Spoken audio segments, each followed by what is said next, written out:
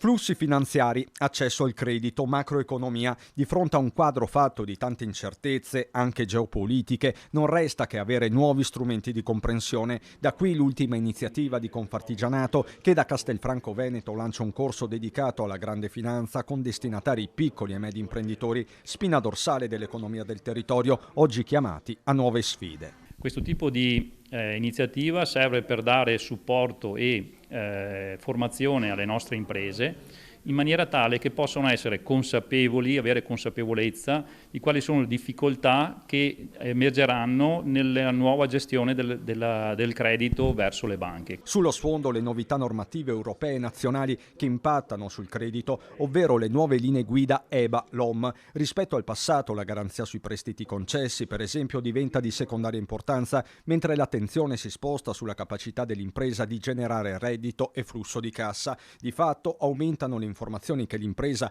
a prescindere dalle dimensioni, dovrà fornire all'istituto di credito, e questo da giugno. Aumentano quindi anche le incombenze. Chi ha bisogno di un credito dovrà presentare un bilancio, dovrà presentare tutta una serie di dati che normalmente adesso noi non avevamo, specialmente per le piccole e le microimprese. Da qui il nuovo corso, che si articolerà in 5 giornate con docenti ed esperti di primo piano. Si comincia martedì 16 aprile.